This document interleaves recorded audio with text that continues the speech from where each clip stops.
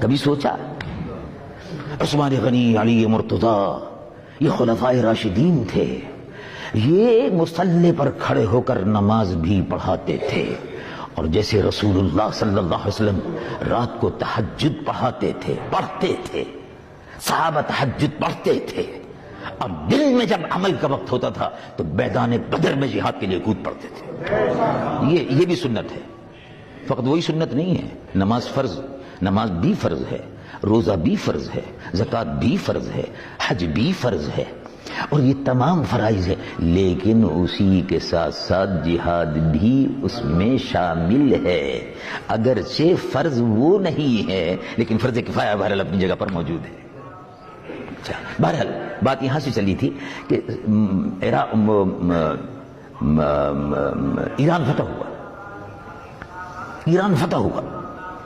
اب دیکھو، اگر کوئی آدمی ممبر پر بیٹھ کر کوئی آج کل کے زمانے میں سیاسی گفتگو کرنے لگے کہ فلاں جگہ مسلمانوں پر مظالم ہو رہے ہیں، فلاں جگہ مسلمانوں کے ساتھ یہ زیادتی ہو رہی ہے، تو بعد میں مقتدی اور مسلی میں اپنی متشرع حیثیت کے حاضر ہوتے ہیں، امام صاحب آپ نے بڑی سیاسی تقریر کر دی، کیا ضرورت تھی ذکر کرنے کی؟ چیچنیا، پتہ نہیں چیچنیا کہاں ہے، اخبار ہی نہیں پڑھتے، بے وقوف جاہل اخبار نہیں پڑھتا، اس کو جغرافیے کا پتہ نہیں کہ چیچنیا کہاں ہے، مسلمانوں کے حال سے بے خبر ہے۔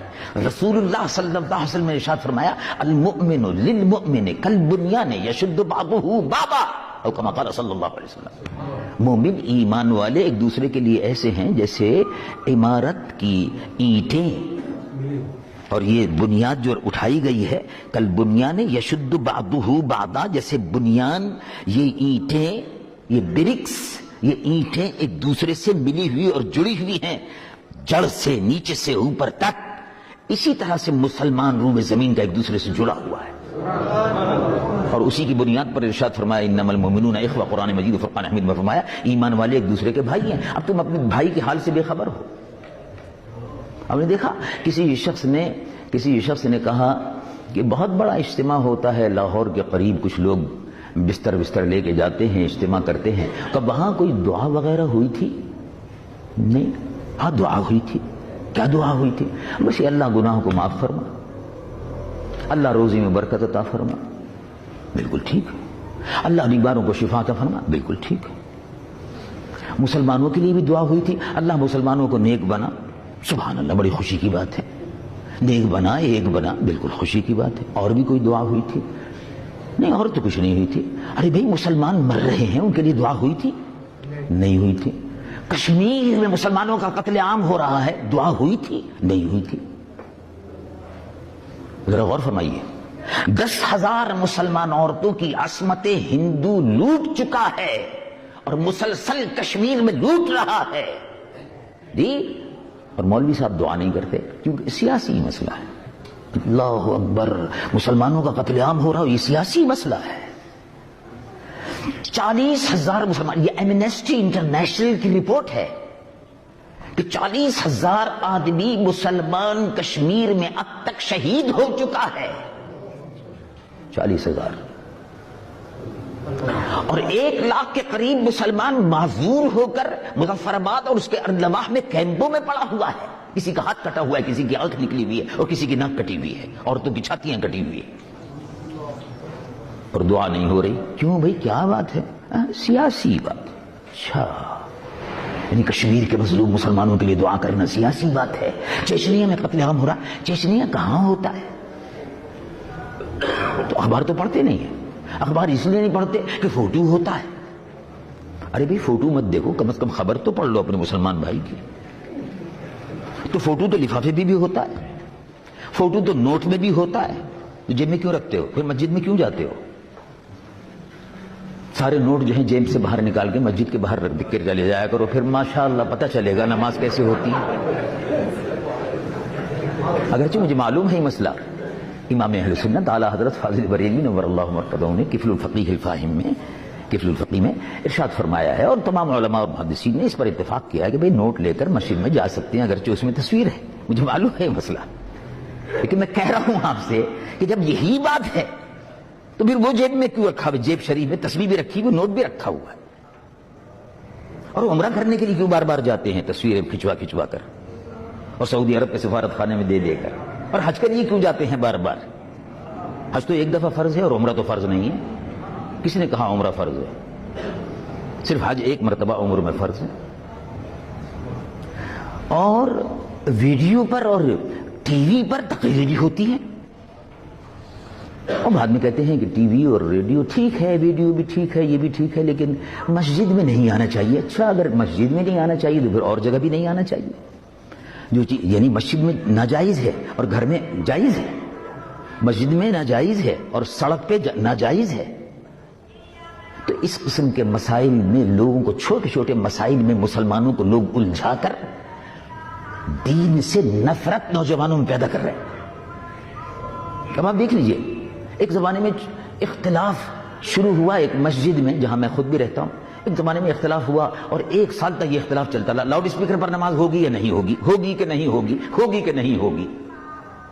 مسلمان اسی میں لگے رہے اور اس میں بہت سی مسجدیں جو تھی وہ نکل کر بد عقیدہ لوگوں کے ہاتھوں میں مسجدیں چلی گئیں، اس لیے کہ ہم لوگ نماز نہیں پڑھتے تھے لاؤڈ اسپیکر پر، چلی گئی. کتنا بڑا نقصان دین کا ہوا. ہندوستان میں بھی یہی ہوا. اب 50 برس بعد، 25 برس بعد سنیوں کو عقل آتی ہے. 25 برس بعد عقل آئی کہ نہیں، تو بڑا نقصان ہوا، مسجدیں نکلنی شروع ہو گئیں، لاؤڈ اسپیکر پر نماز نہیں ہو رہی تو مسجد چلی گئی اور وہ شور مچنے لگا اور نماز میں دل جمعی نہیں ہوتی اور یہ نہیں ہوتا. اور مختلف چھوٹے چھوٹے مسائل ہیں، علماء کے مسائل ہیں، یہ علماء کے درمیان میں طے کرنے کے ہیں. جاہلوں کو ان مسائل کے درمیان میں بیچ میں آ کر اہل سنت میں تفرقہ نہیں پیدا کرنا چاہیے. یہ تو علماء کے مسائل ہیں، علماء بیٹھ کر طے کریں گے. ٹھیک ہے، عالموں نے طے کیا کہ کیا کیا کیا نہیں کیا وہ جانے. اب جو سنی عالم جو کر رہا ہے بس ٹھیک ہے، وہ جانے، اس کا کام جانے، وہ ذمہ دار ہے، اس کی ذمہ داری ہے.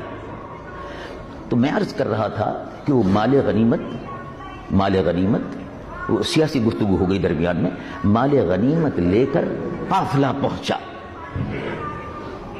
قافلہ پہنچ گیا اور قافلہ جب پہنچا مدینہ منورہ تو سبحان اللہ، غنیمت کا مال جب آیا تو مسجد نبوی میں رونق لگ گئی.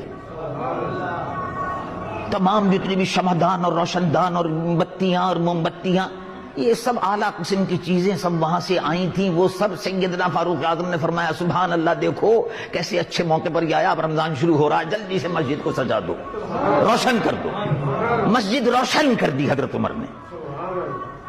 سبحان اللہ، مسجد روشن ہوتی ہے. مسجد نبوی تو ویسے ہی روشن ہے، مسجد نبوی تو ویسی ہی روشن ہے. اس کی سب سے بڑی مسجد نبوی کی فضیلت یہ ہے کہ اس مسجد میں جنت ہے جو کہیں نہیں ہے. سب سے بڑی فضیلت یہ ہے. ما بین بیتی، حضور پر نور صلی اللہ علیہ وسلم کا ارشاد مبارک، حدیث بخاری شریف، ما بین بیتی، دیکھو یہ میرا گھر ہے. حضور کا حجرہ مبارک مسجد نبوی میں جو حجرہ مبارک تھا وہی گھر تھا. اسی سے دروازہ مسجد نبوی میں کھلتا تھا. تمام صحابہ کے دروازے جو ہیں وہ مسجد نبوی میں کھلتے تھے. بعد میں حضور نے حکم فرمایا کل خوخۃ یغلق، سب کھڑکیاں دروازے سب بند کر دو الا خوخۃ ابی بکر رضی اللہ عنہ، ابو بکر کا دروازہ کھلا رہے گا، باقی سب کے دروازے بند کر دو.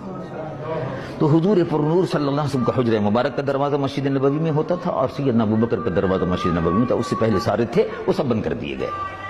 تو مسجد نبوی میں ارشاد فرمایا ما بین بیتی، دیکھو یہ میرا گھر ہے، میرا حجرہ شریف یہی ہے اور یہ میرا ممبر ہے، اور یہ میرا ممبر ہے. اے صحابہ،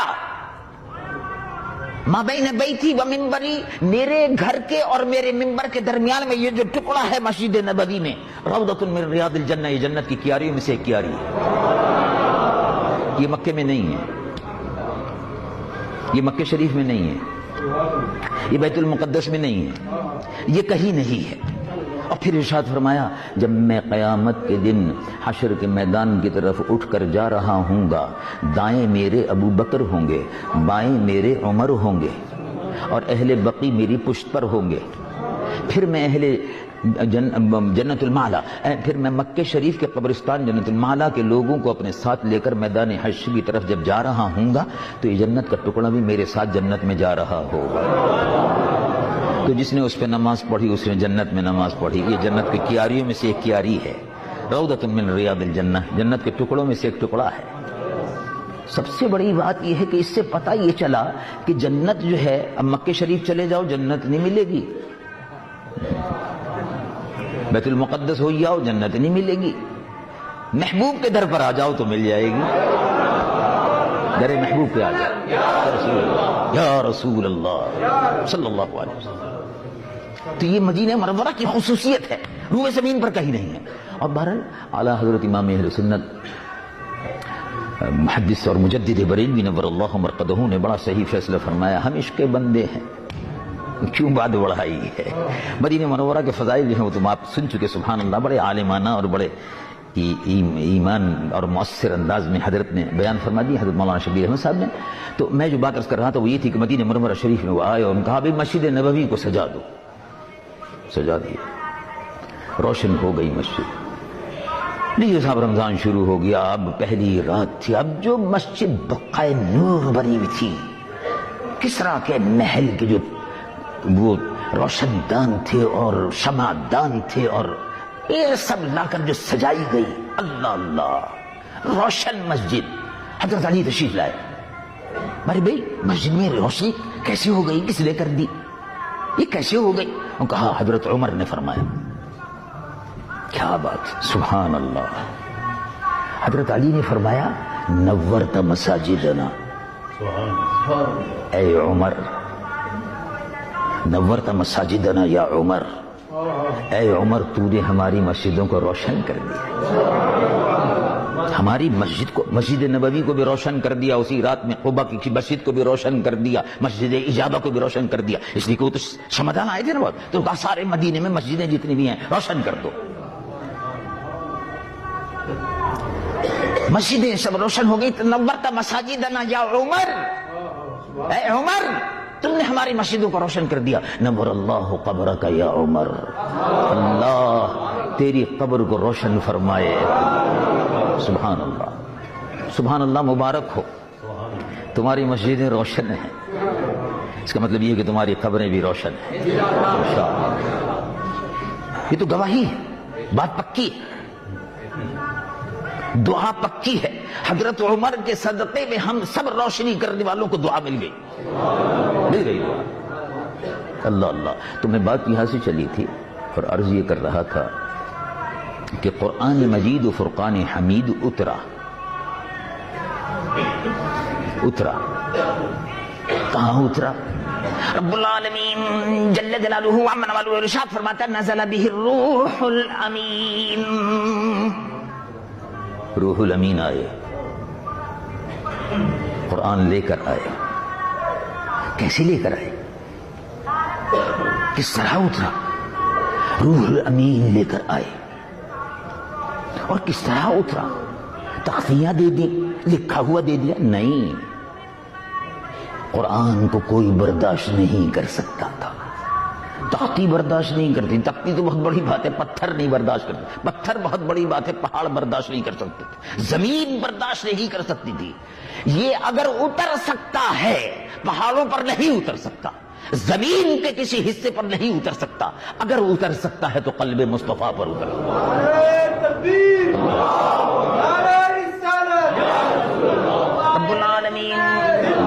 رب العالمین جل جلالہ عمن والہ ارشاد فرماتا نزل به الروح الامین علی قلبک لتکون من المنذرین. قلب مصطفیٰ صلی اللہ علیہ وسلم پر یہ اترا. اور سبحان اللہ, قلب مصطفیٰ سے قلب صحابہ پر منتقل ہوا. ہم اہل سنت کا قرآن جو ہے وہ چھپا ہوا نہیں ہے, چھپا ہوا نہیں ہے, چھپا ہوا ہے, چھپا ہوا موجود ہے.